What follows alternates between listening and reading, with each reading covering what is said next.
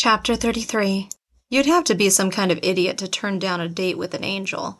I flew around my bedroom like a human hurricane. Put on a dress, put on shoes, brush hair, brush teeth, put on makeup, check underarms, check for visible panty lines, turn around 100 times in the mirror and see what butt looks like.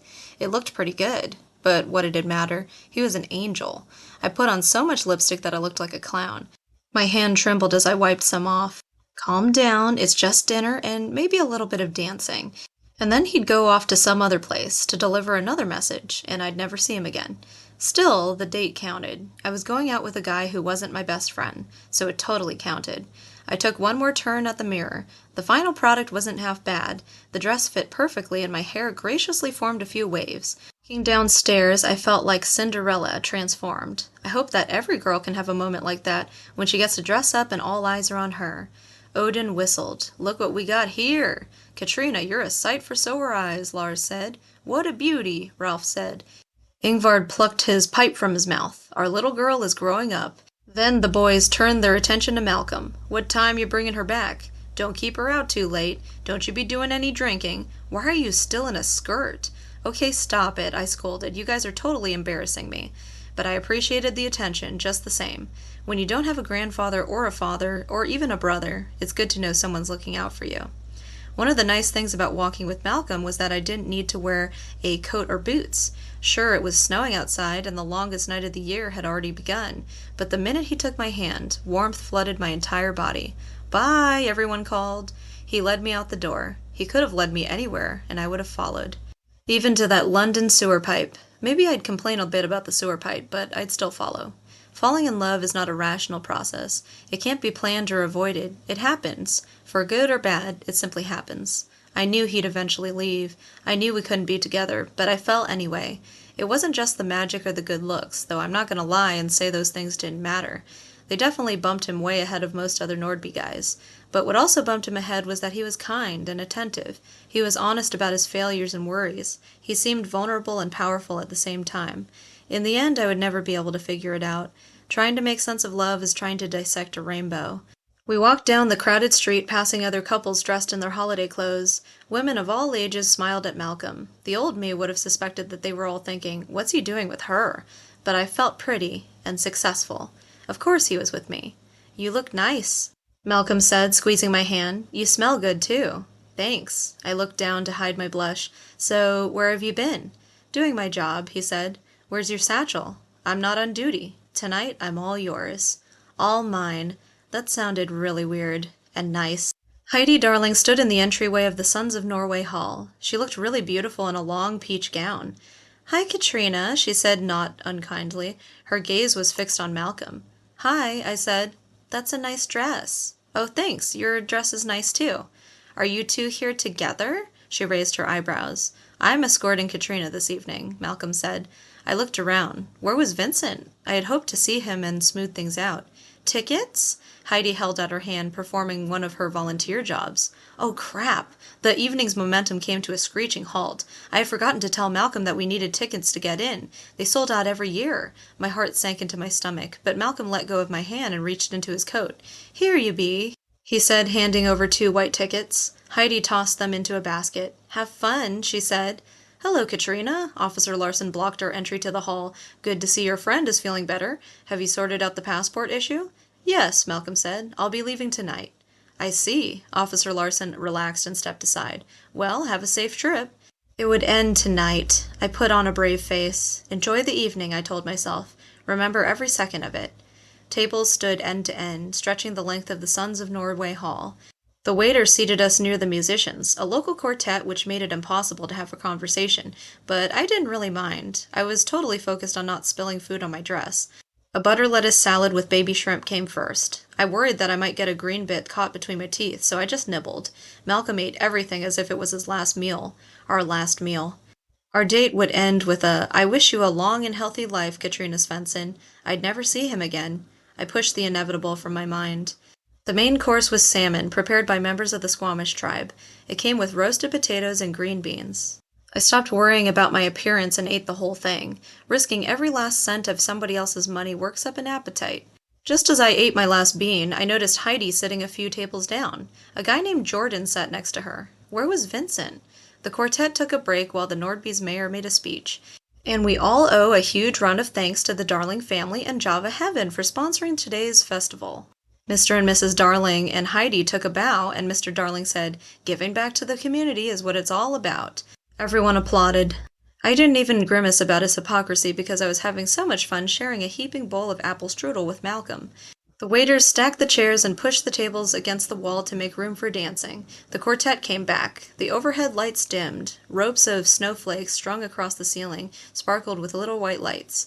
The dance began with a slow song. "Would you do me the honor of dancing with me?" Malcolm asked. Yes. Yes, yes, yes! I had avoided school dances ever since middle school when I'd been the tallest girl and the only boys desperate enough to ask me were total sex maniacs who tried to press their faces into my chest. And the idea of standing in the corner at a high school dance, the tall girl, unwanted, never appealed to me, so I approached the dance floor anxiously. Did I even know how to slow dance? Malcolm took my hand, pressing his other hand against my back, and began to move easily, gracefully. I'm pleased to report that we didn't step on each other's feet. He didn't jab me with his knees or cling to me with sweaty hands. His body melted into mine in all the right spots. His shoulder just happened to be at the perfect height for me to rest my head. His scent made me drowsy. "Katrina?" "I stopped in today to see your grandmother. She's looking better." "That was nice of you to see her." "I wanted to say goodbye." I held my breath. Was it going to end right there and then? Now that the message is delivered, I can't keep coming back. I've broken all the rules by getting to know you, by meeting your friends and family. I've got to give you that reward and then be on my way. He pulled me closer. "But I don't want to go." "Don't cry, don't cry. You knew that this was going to happen." Of all the things that had happened that week, almost losing the coffee house, almost losing my grandmother, the fight with Vincent, facing Mr. Darling, learning the truth about Irmgard, and risking everything on the Emporium, Malcolm had been a bright spot. He'd been an angel. I looked into his eyes. "I guess we have to say goodbye." And that's when it happened. He leaned forward and kissed me. That was the last thing I had expected to happen, and it was my first kiss. And first kisses, from what I've been told, are usually awkward. You have to figure out which way to tilt your head, how to not smack your teeth together, and what to do with your tongue. It's a lot to think about. But there wasn't time to think about any of that because the moment his lips touched mine, an electric jolt ran all the way down to my toes, as if I had stuck my lips into a socket. This is not a metaphor. I'm being literal. It was an actual electrical jolt. We both jumped. "Ouch," I said, pulling away. A little thread of smoke rose off his lower lip. He frowned and rubbed it. "I guess I'm not supposed to do that." "I guess not." I rubbed my lower lip too. That really hurt. As the other couples danced around us, we stood there smelling like singed flesh. My first kiss had nearly liquefied my face. What would happen next? Would the floor open up and swallow us in another sinkhole? "Katrina," he said sadly, "I know. You have to go." We left the hall. Snow was still falling, casting its silent charm on everything it touched. Even the fire hydrants looked magical with their snow hats. St. Nicholas handed us each a candy cane as we walked by the blue spruce, its branches heavy with pine cones and lights. A circle of shoes wound beneath to bring harmony to the town. Malcolm took my hand and we walked to the waterfront park. A caroling group sang in the gazebo. We sat on a bench and looked over the bay. Snow fell on my shoulders and clung to Malcolm's hair. "I've got a confession to make." His satchel appeared on the bench, the golden letters glittering once again. He pulled out the little black book. "There's actually nothing in here. I made it all up." "Made it all up?" "The bit about rewarding the good deed. You see, I was sent here to deliver Irmgard's message. I'm not authorized to grant wishes. But I wanted to get to know the one girl who had noticed me. I wanted to spend a wee bit of time with you to see what your life was like, and then maybe I'd understand why you, of all people, had noticed me. So I made you that promise, to reward your good deed. It's got me in a lot of trouble. I'll be getting—" "Let me guess," I said. "You won't be getting that promotion." He smiled. "You've been paying attention. So all of this, the fortune, the fame, was just to get to know me?" "Yes." A gust of wind whooshed over us, sending our hair into a flying spin. Malcolm reached into his satchel again and pulled out the packet of chocolate-covered coffee beans I had given him, then tipped the last bean into his palm. "An angel never breaks a promise. What you most desire, Katrina, it's yours." He handed me the bean. "I already got what I most desired," I said. "I found out that I was good at something." "But you did that on your own. I still need to grant you a wish. Surely you have a new desire." The wind came again, stronger this time. It nearly knocked me off the bench. The ends of Malcolm's hair whipped across his face. "Can I wish for you to stay?" I asked loudly, wind roaring in my ears. "Messengers can't stay," he said. The bench began to tremble. The wind came stronger. Malcolm grabbed my waist to keep me from being swept off. "I've got to be going. Hurry, Katrina, make your wish now." I closed both hands around the bean. "What do I do?" I yelled. "Just wish it. But remember, it will only work if it's what you most desire. Do it now. We're running out of time." What I most desire, what I most desire.